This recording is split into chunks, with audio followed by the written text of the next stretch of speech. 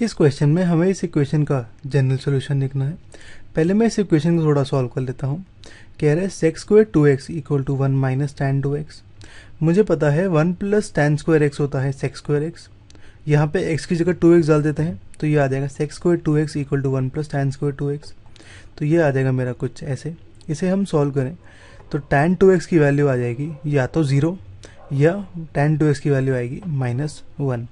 हम ये दोनों अलग अलग सॉल्व करते हैं, सेपरेटली सॉल्व करते हैं। पहले हम tan 2x equal to 0 solve करते हैं। अब मुझे इसका जनरल सॉल्यूशन निकालना है। पहला स्टेप होगा मैं tan x equal to tan y करूँ, लेकिन यहाँ पे टैन 2x की बात हो रही है तो मैं लिखता हूँ यहाँ पे tan 2x is equal to tan 2y।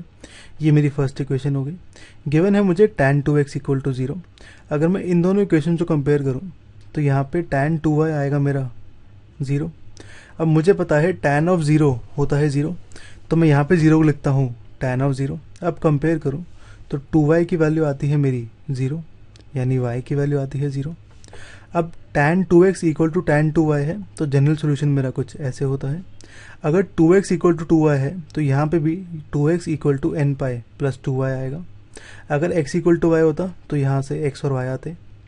अब मैं 2y की वैल्यू डालता हूँ, y की वैल्यू 0 है तो 2 की वैल्यू भी 0 होगी, तो x आ जाएगा मेरा n पाई बाय 2। अब हम सॉल्व करते हैं टैन 2x इक्वल टू -1।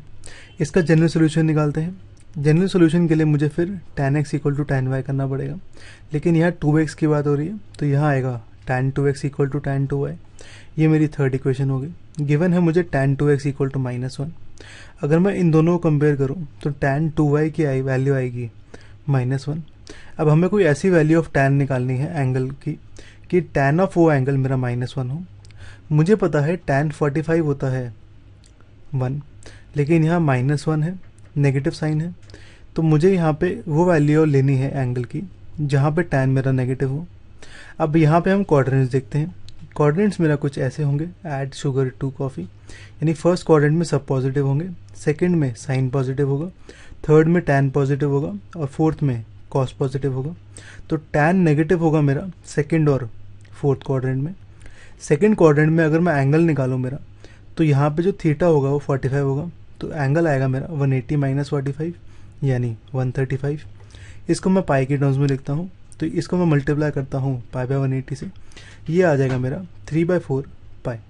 तो मेरा टैन 2y आ जाएगा टैन 3/4 पाई। तो 2y की वैल्यू आ जाएगी मेरी 3/4 पाई।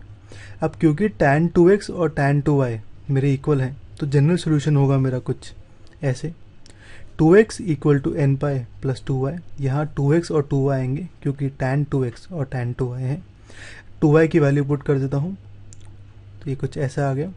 अब 2x है तो x को मैं यहाँ 2 को मैं यहाँ राइट साइड ले जाता हूँ तो x आ जाएगा मेरा हाफ एन पाई प्लस 3/4 पाई। इसे हम मल्टीप्लाई करें तो x की वैल्यू आएगी मेरी कुछ ऐसे। तो मेरे जनरल सोल्यूशन आ गए टैन 2x इक्वल टू 0 के लिए ये, और टैन 2x इक्वल टू -1 के लिए ये। यहाँ पे n जो है वो बिलोंग्स टू z, यानी n एक इंटीजर है।